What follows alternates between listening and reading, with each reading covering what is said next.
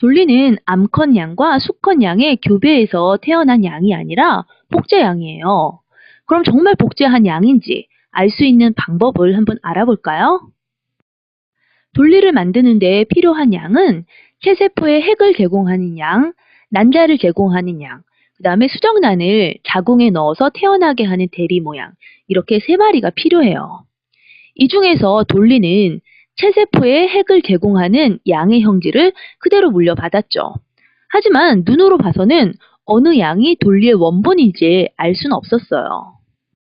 여러분, 분한 사건이나 살인 사건이 일어나면 형사가 현장에서 바로 지문을 채취를 하죠. 사람은 지문으로 구별을 할 수가 있어요. 근데 양은 그런 방법이 없고 대신 DNA 지문이라는 것이 있어요. 그럼 우선 DNA가 무엇인지 알아야 되겠죠. 세포의 핵 속에는 염색체가 있어요. 염색체를 잘 풀어보면 실 모양의 염색사가 있고 이 염색사를 자세히 보면 두 개의 선이 꽈배기처럼 꼬여진 모양이 있는데 이게 바로 DNA고 이 속에 우리 몸의 모든 유전 정보가 들어있어요. DNA는 사람마다 다른데 특정한 DNA 부위를 자를 수 있는 약을 이용해서 이렇게 DNA를 잘라내면 사람마다 그 잘린 조각이 다르게 돼요. 이것으로 DNA 지문을 만들고 이 DNA 지문으로 돌리가 누구의 유전 정보를 가지고 있는지 알 수 있어요. 그럼 이런 DNA 지문의 원리를 알기 위해서 간단한 실험을 한번 해볼까요? 여기 1m의 나무 막대가 있어요.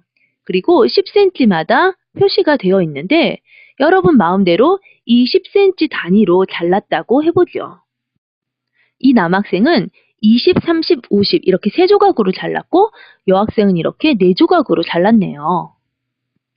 자, 이제 매끄러운 바닥에 자른 나무 막대를 같은 힘으로 떼구르르 굴렸다고 해봅시다. 그런데 막대가 굴러간 거리가 다 다르게 나왔죠? 왜 그럴까요? 막대의 길이가 다르니까 길이가 짧아서 가벼운 것은 이렇게 멀리까지 날아가고 길이가 길어서 무거운 것은 가까운 곳까지만 굴러갔기 때문이겠죠? 이번엔 두 학생이 굴린 막대의 거리를 이렇게 한 줄로 나타내 보면 남학생과 여학생의 막대가 굴러간 거리를 한눈에 볼 수 있어요. 이것을 DNA와 연결시어 보면요. 1m 나무 막대는 DNA라고 할 수가 있고요. 남학생과 여학생이 나무 막대를 다른 길이로 자른 것처럼 DNA 자르는 용액으로 자르면 사람들의 DNA 역시 다른 길이로 잘려요.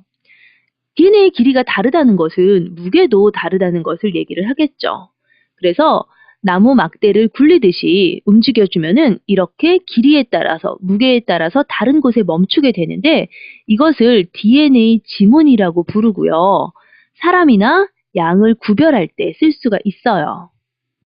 자, 이제 다시 돌리 이야기를 하면요. 돌리가 정말 체세포 핵을 제공한 양을 복제한 것인지 알아보기 위해서 체세포를 제공한 양, 난자를 제공한 양, 대리모의 양에서 DNA를 꺼내서 DNA 지문을 알아보니까 결과가 이렇게 나왔어요. 돌리와 체세포 핵을 제공한 양의 DNA 지문을 보면 어때요? 완전히 같게 나왔죠. 그러니까 돌리는 체세포 핵을 제공한 양을 복제한 것을 증명할 수 있어요. 문제로 다시 한번 정리를 해볼게요.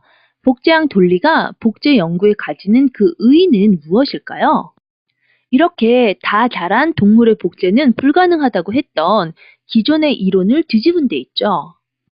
복제를 하기 위해서는 제일 먼저 복제할 대상의 체세포를 빼내야 하는데요.